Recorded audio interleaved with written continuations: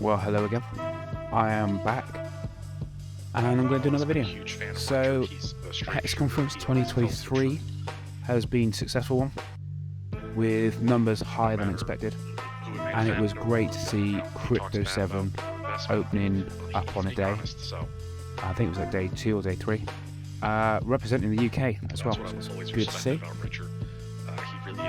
Of course, the build-up was for Rich's keynote, which I think a lot of people enjoyed, but a few people were probably disappointed that no testnet version 3 news. Instead, Richard took to Twitter to let people know that testnet version 3 is now on private testing. And that was like a couple of days later.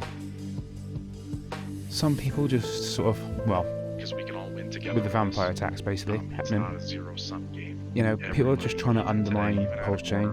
A few YouTube streamers mentioning how they feel about it, but really the Hex community is quite strong. With the Hex Conference 2023, I forgot to look into Texan Token, like many others. I got my free airdrop, but didn't really look into the actual token too much or anything like that. Did buy a little bit more.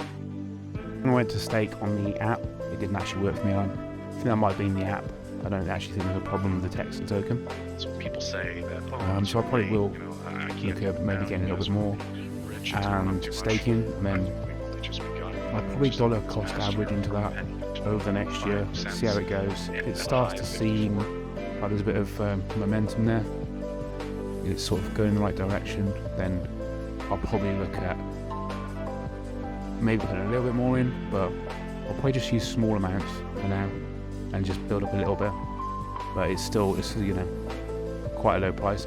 I think for the million Texan tokens I got when it launched, it was about $30, and now that'll be probably worth less than $20 because the price has dropped since the launch, which is pretty normal. I think it'll be interesting to see how that plays out. I did see a small part of the stream with Rags to Riches, and there's a few of them on there. They were talking about how they were staking, and they were talking about a staking strategy. That was quite interesting. But I'm going to have to look into it a bit more and see how we go. Yeah, so did you get the airdrop? What do you think about Texan Token? Let me know down below. I also think I might dollar cost average into PoorPleb over the next year with small amounts. Who doesn't want a big PP?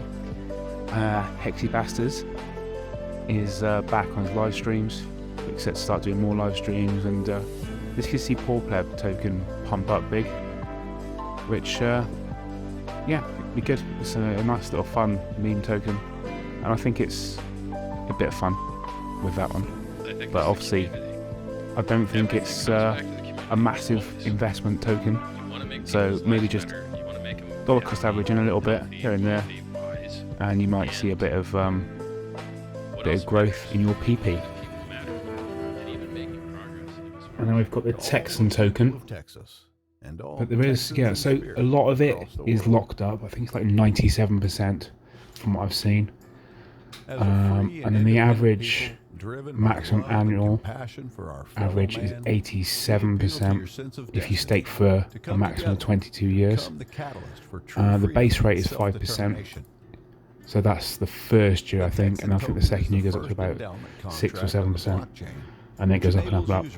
But it's the last 2 years of the staking that is really good, and obviously that burns it, so that's where it's decreasing. When you stake it, the tokens you're staking get burnt, and then the tokens you get come from the 97% that are locked up. So slowly that starts to deflate, starts to go down, less and less tokens, and then it's all about supply and demand. And there's another little part here that's quite good. Security of future with decentralized finance. It's immutable, so Texan token contract cannot be changed by anyone. There's no admin keys. It's just you and the contract. So they've taken that from Hex. So hopefully they've done it right. Trustless yield, earn interest / yield. with no counterparty risk. It's deflationary. The Texan token supply is fixed at 100 trillion tokens and only deflates as penalties occur. Interest scraping. So this is what they were talking about with the staking ladder that you could do. So you could basically stake, say 20 stakes in the 22 years.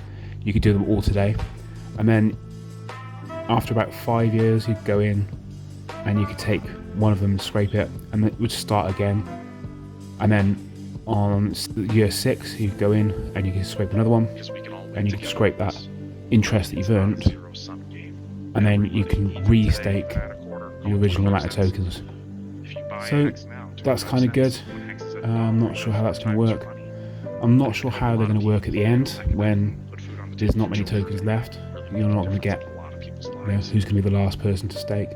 Will you just not be able to stake for 22 years?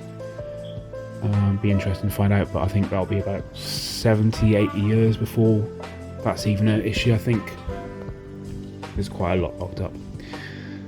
So yeah, the code's been audited.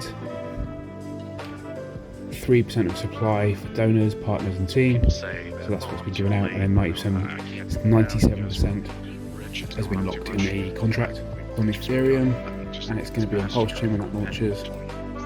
And that's it for me from today.